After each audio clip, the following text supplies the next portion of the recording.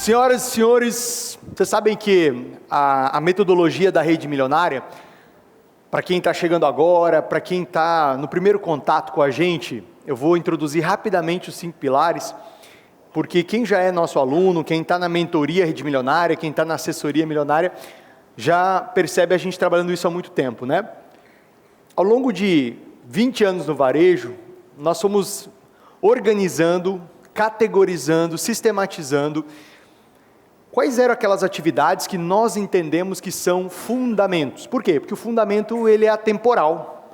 O fundamento ele serve para o eletro, mas serve para roupa, mas serve para supermercado, mas serve para pet shop, né? Que a dúvida que a gente tinha é como é que a gente embala esse conhecimento que ele possa ser aplicado a qualquer segmento de negócio, pensando em loja mesmo. E nós sistematizamos a Rede Milionária em 5 grandes pilares. O pilar número 1 é o mais importante de todos. Por quê? Porque é o pilar que determina os demais. Então, se você perguntasse para mim, dos 5, por onde a gente começa? Dos 5, qual é o mais determinante? Sem dúvida nenhuma é o posicionamento. Por quê?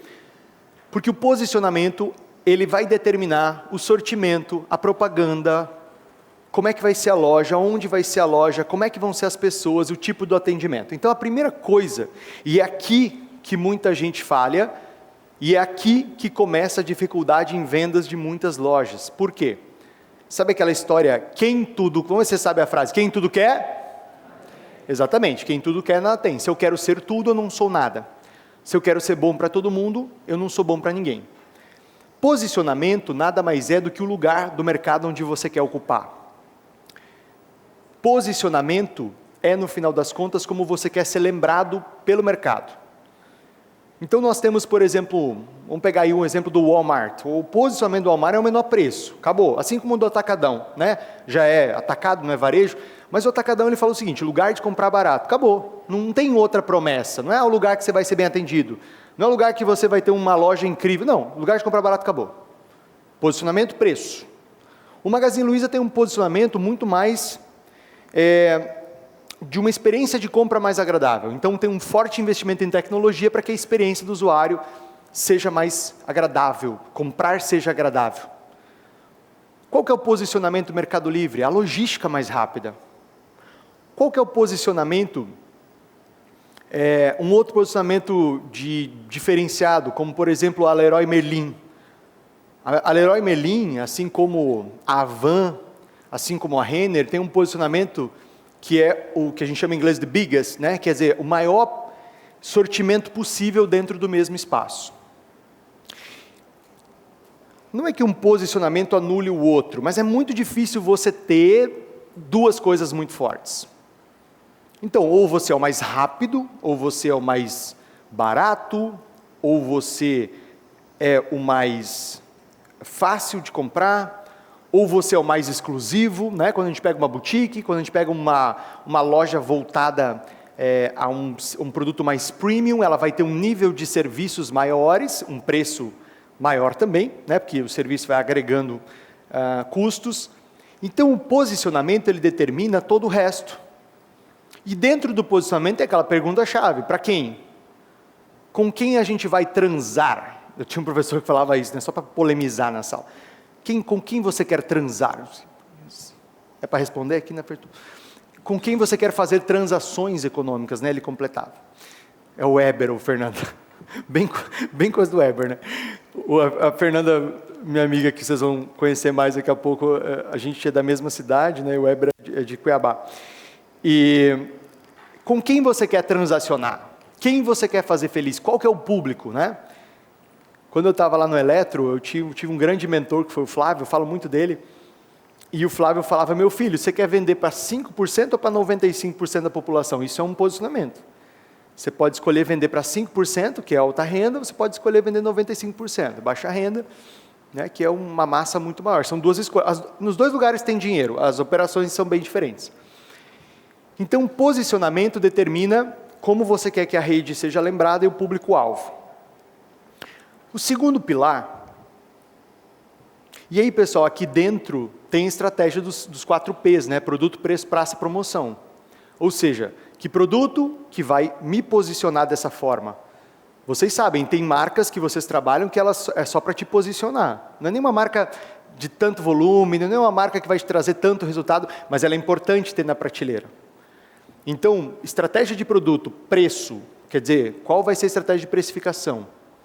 Praça, que são os canais, né? Que aqui na frente está alcance canais. E promoção, que no nosso caso é o calendário, que é a forma de promover, são as 4 grandes decisões decorrentes de posicionamento. Pois bem, então, primeiro passo, posicionamento. Ficou claro até aí, sim ou não? Massa. Segundo passo é o nosso calendário, é a ferramenta que a gente mais usa. Por quê? Porque eu sou um cara que eu vim do marketing. Eu sou um cara que fiz isso aqui por 20 anos. Então, naturalmente, dentro da metodologia Rede Milionária, é a ferramenta que a gente mais vai usar. Por quê? Porque a forma, vocês vão ver na sequência, que a gente organiza o que está por vir. A gente está um passo à frente. A gente traz para o lojista uma coisa que é contraintuitivo para o brasileiro, que é planejamento. 98% das empresas médias do Brasil têm um planejamento precário ou nem tem. Então, o fato de você usar essa ferramenta já te coloca nos 2%. Dentro do calendário, a gente tem, claro, as ações de marketing, mas também as ações de endomarketing, as ações de incentivo, alinhamento, enfim. Vamos falar mais sobre calendário nessa apresentação aqui. O terceiro pilar é o pilar dos canais e do aumento de alcance, né? Eu chamo de alcance milionário, por quê? Porque hoje o teu movimento está no WhatsApp, grande parte do teu movimento está no digital. Então eu preciso ampliar os canais usando o digital. Vamos falar sobre isso também, Leandro preparou uma palestra específica hoje à tarde sobre isso, muito legal. Vai mostrar um estudo de caso de uma rede de lojas que fez do WhatsApp a venda de mais uma unidade com os custos super baixos. E que não beneficia só aquela venda no WhatsApp, mas acaba beneficiando todas as outras lojas. Então, hoje nós temos um desafio. Ter um canal bom sempre foi um desafio. Ter um canal de vendas forte, bonito, uma loja organizada, limpa, com uma fachada bacana, no ponto bom, sempre foi um desafio. Agora a gente tem esse desafio somado ao estar bem no digital. O quarto pilar, naturalmente, é o time. Ele não está aqui porque o time é o quarto menos importante. Ele poderia estar até lá na frente do posicionamento. A questão é, que tipo de time? Porque, por exemplo, pensem aqui comigo, posicionamento da Chili Beans. Você não vê uma pessoa no shopping, toda tatuada, bem estilosa, você fala, é da Chili Beans, sim ou não? Por quê? Porque tem a ver com posicionamento. A Chili Beans já faz o recrutamento e seleção dela em cima do estilo de pessoas que ela quer. Do tipo de pessoa que ela quer que transmita a marca dela. Da cultura empresarial dela. Então, o tipo de pessoa, o tipo de atendimento tem a ver com posicionamento. Diferente, por exemplo, do vendedor da Brooksfield. Você vai lá, é um senhor ou uma senhora, está de terno e gravata, muito elegante.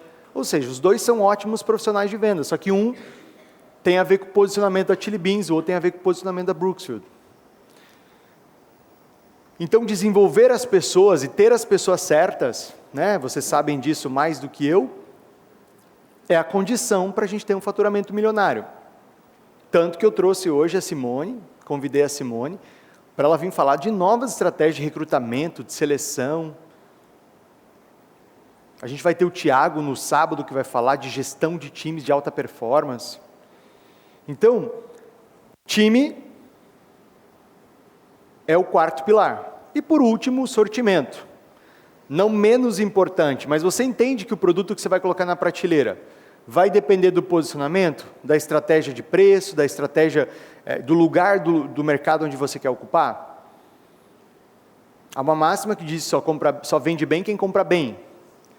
Aqui nesse palco, a gente vai fazer o lançamento de um módulo novo da mentoria, que o Fábio vai trazer especificamente sobre compras.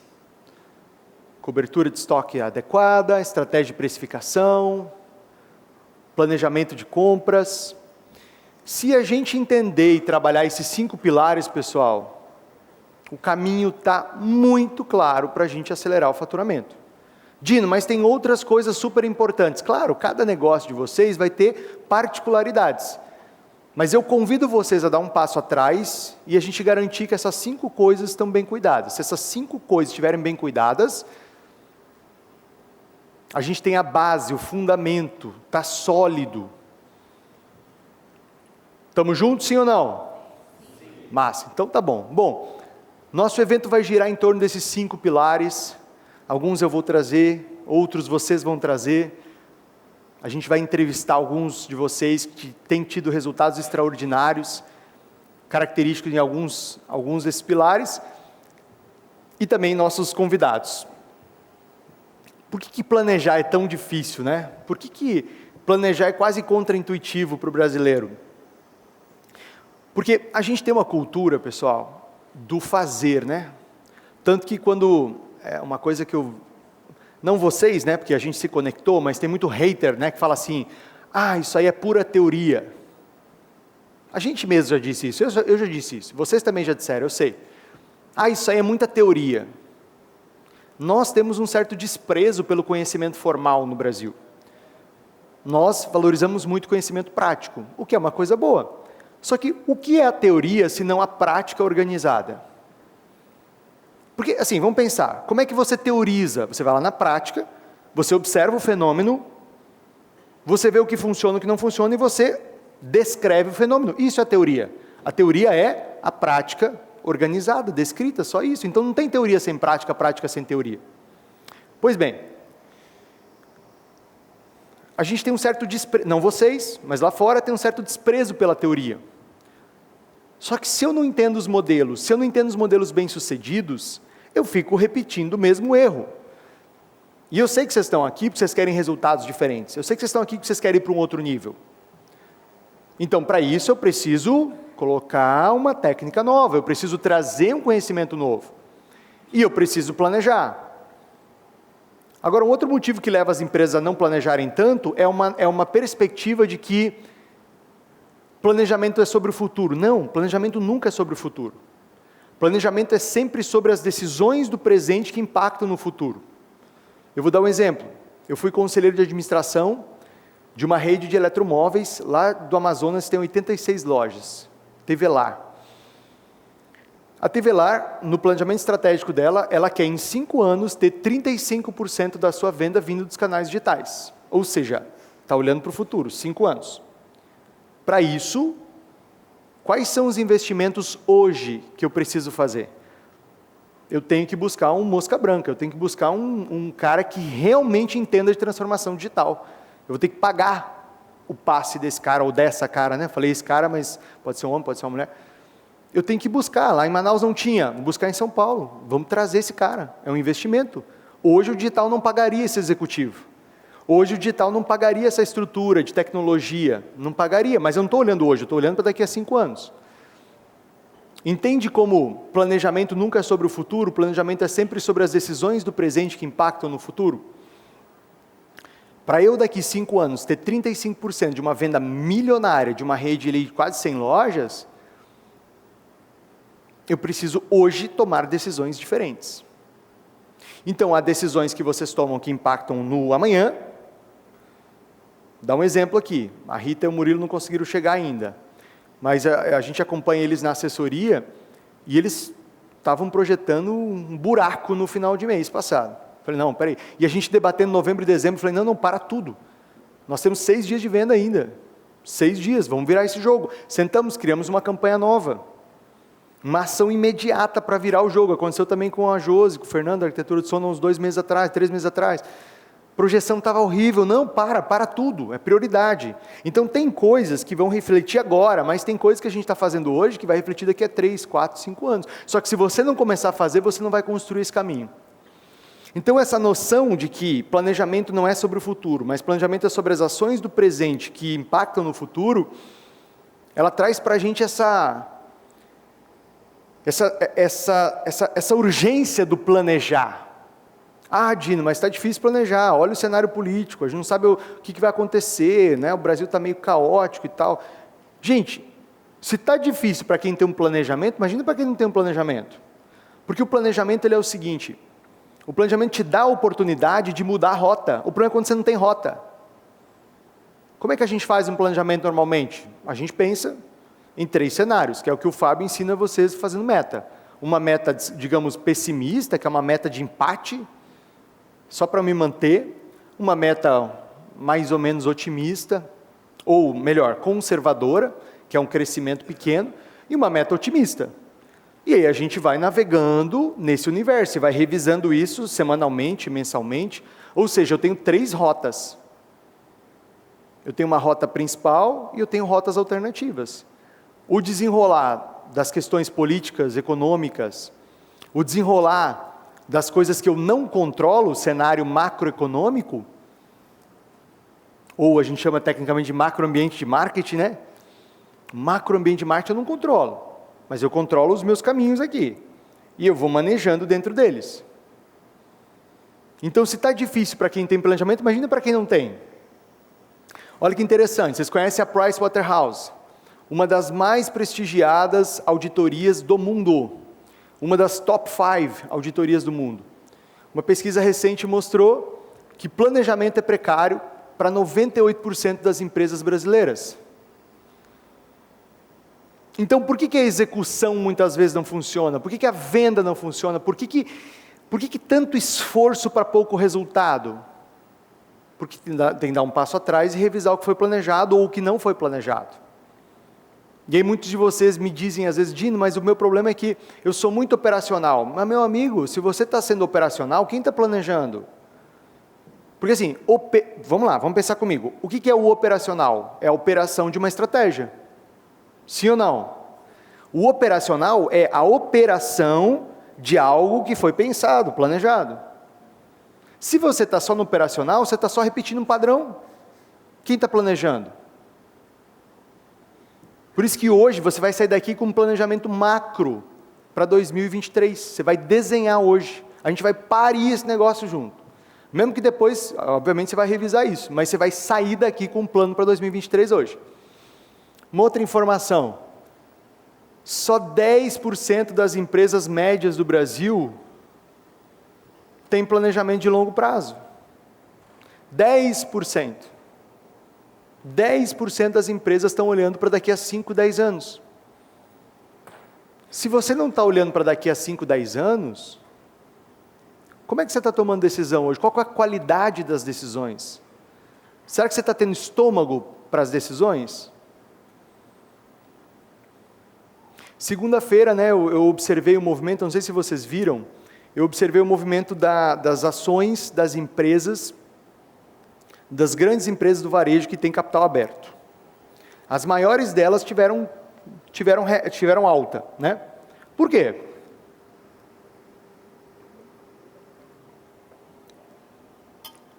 Por que Renner teve alta? Por que Grupo Pão de Açúcar teve alta? Por que Magazine Luiza teve alta?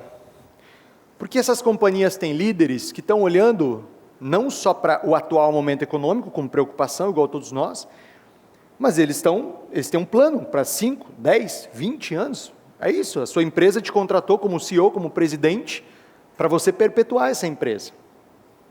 Para você olhar para além dos próximos meses, para você olhar além dos próximos 4 anos, para você olhar para 10 anos, 20 anos, para ter estômago, para tomar decisões com frieza, calculadas pensando em 5, 10, 20 anos, não pensando em 4 anos, por exemplo. Então, veja que coisa interessante. Se eu não estou olhando para daqui a 5, 10 anos, muito menos para daqui a 1 ano. Eu não consigo corrigir essa curva dos 5, 10 anos hoje, mas hoje a gente vai corrigir uma curva de 1 ano. Hoje você vai sair daqui, hoje à noite, você vai sair daqui com um plano macro para 2023. Por quê? Porque você não é a maioria. A maioria não vai fazer isso. A maioria não tem um plano. A maioria não tem um calendário milionário. A maioria não tem um plano de ações que vão levar um recorde de vendas. E você não é a maioria. Fala para a pessoa do lado, você não é a maioria. Fala aí. Ninguém aqui é a maioria. Vocês estão aqui porque vocês não são a maioria. E outro convite que eu faço para vocês, quando você tem um plano, você está no controle. Gente, existe uma máxima que vocês já ouviram, ou você tem uma estratégia, ou você faz parte da estratégia de alguém, caramba. Então você vai sair daqui hoje com uma estratégia para 2023, pelo menos o macro, pelo menos o escopo, porque ou você tem uma estratégia, ou alguém está te conduzindo. Você está no controle, meu amigo lojista, você está no controle, minha amiga lojista. Quando você usa o calendário, quando você tem um plano com as ações descritas, organizadas, quando você senta para conversar com o fornecedor com um plano de 6 meses, 1 ano, é você que está no controle. Claro, né? Tem fornecedor que vai ter um poder maior que o teu. E tem fornecedor que você tem mais poder. Vocês vão conhecer hoje o senhor João Batista. No tamanho que eles têm, no grupo que eles têm, de supermercados e atacado, para muitos fornecedores, eles mandam no jogo, eles que determinam o jogo. Por quê? Possivelmente eles são os maiores compradores de vários fornecedores. Mas existem outros fornecedores que, apesar deles serem gigantes, venda bilionária, o fornecedor tem mais força. Então haverá os dois casos. Todo mundo aqui vai ter esses dois casos. Todo mundo aqui vai ter esses dois casos. A questão é, quanto mais informação, quanto melhor for teu plano, mais força você tem para sentar na mesa com segurança. Mais força você tem para negociar. Fazer o calendário, trabalhar o calendário, que é o que a gente vai fazer hoje, é construir o conhecimento que você quer, construir a venda que você quer, e não sofrer a venda que você quer. Quando você não tem um plano descrito, organizado ali, sacramentado, sabe o que acontece? Você fica à mercê dos movimentos. Caiu o movimento, caiu o fluxo, tá, mas qual que é o plano para isso? Não sei, vamos fazer alguma coisa, vamos sair correndo, ou vamos, esse mês está assim, esse mês está difícil, falei com vários, isso eu quero ficar louco, né, quando eu falo assim, eu falei com vários do meu segmento, está todo mundo reclamando. Aí você tem 2 caminhos, ou você reclama junto, abraça e chora, né, se joga no precipício com quem está reclamando, ou você tem um plano melhor do que eles. Eu vou dar um exemplo, o Brinhosa não pôde estar aqui hoje, vocês vão ver um vídeo aí que eu fiz uma entrevista com ele. O Brinhosa está lá em Portugal no Summit, que ele é presidente da CDL aqui de Floripa, e ele foi conduzir uma delegação para o Web Summit lá em Portugal. E o Brinhosa, cara, a gente conseguiu segurar as pontas com ele, assim, ele foi muito herói esse mês de outubro. Por quê? Qual a informação que ele tinha? Os meus concorrentes, todos caíram 50% nesse mês de outubro, e ele empatou, ele segurou. Então a gente pode ser dos 2 grupos. Por que ele empatou? Porque ele tinha um plano, e a gente foi melhorando esse plano, e a gente foi atacando, a gente foi vendo que estava funcionando, melhorando. Leandro dando suporte nos anúncios, e pensando e criando coisa diferente, ou seja, você pode cair os 50% do concorrente, comprar a história do concorrente, e às vezes não é verdade, tá? Quem aqui conhece a rede Gazin, levanta a mão. A Gazin é um grande player, uma grande rede do Paraná, era um ótimo competidor para a gente lá em Mato Grosso, Rondônia, Acre, muito forte no interior do Brasil, né? Eles não são tão bons de capital, mas no interior eles são muito fera. Financiamento próprio, enfim, tem marca de colchão. O seu Mário Gazin é um cara super inspirador também, um empresário incrível. E os gerentes da Gazin, eles tinham uma ordem, que era sempre falar que estava ruim. Sempre era uma desgraça, mas não estava ruim. Mas por quê? O nosso gerente chegava lá e o cara, tá difícil, não, tá ruim pra caramba, não, tá horrível. Aí o que acontecia? O nosso gerente virava para o nosso supervisor e falava, não, falei que o cara da Gazin tá ruim lá também. Ou seja, ele usava aquela muleta. O que para a Gazin era bom ou ruim, pessoal? Era ótimo, era ótimo. Por quê? Porque a nossa equipe desarmava. Estratégia de guerra, tá? Isso aqui é estratégia de guerra. A arte da guerra. Você quer vencer a guerra? Uma das formas de vencer a guerra é nem precisar ir para a guerra. É você desmoralizar o inimigo. A Gazin era muito boa nisso. É muito boa nisso. Aí vem o teu gerente e fala, mas eu falei com outro gerente. Aí vem você, eu falei com outro... Cara, esquece os outros. Esquece os outros. É bom ouvir? É bom ouvir. Mas esquece os outros. O teu jogo é com você. O teu jogo é com o teu plano, é com a tua meta, com o teu objetivo. Para de comprar as histórias, porque às vezes as histórias são mentirosas, tanto as boas como as ruins. Tanto as boas como as ruins. As pessoas blefam, as pessoas jogam, e as pessoas às vezes querem desmoralizar o teu time, e às vezes você cai nessa. Então você está no controle, isso aqui é para te dar ritmo, tá? Tem uma velha frase que diz, a oportunidade dança com quem está no salão. A oportunidade dança com quem está no salão. Meu convite é tirar cada um aqui para dançar hoje. para as oportunidades. Como que a gente faz isso? A gente tem que estar no salão. A gente tem que estar lá literalmente no salão dançando. E qual que vai ser o nosso salão? O nosso plano, o nosso calendário que a gente vai fazer hoje. Uma outra máxima que eu aprendi com o Dr. Laí Ribeiro, lá quando eu tinha 14 anos e lia livro de autoajuda, né? Já naquela época, o Laí Ribeiro falava que a sorte é quando a oportunidade encontra a preparação. Né? O que é sorte? Sorte é quando a oportunidade encontra você preparado. Quantas oportunidades se esfregaram na minha cara e na de vocês até hoje e a gente não percebeu, porque a gente não estava preparado? Quantas coisas quicaram ali na tua frente e você não estava preparado? Então vamos estar minimamente preparados, porque tendo sorte ou não, a gente vai estar preparado. E se a gente não tiver sorte, a gente vai construir ela. Tá massa?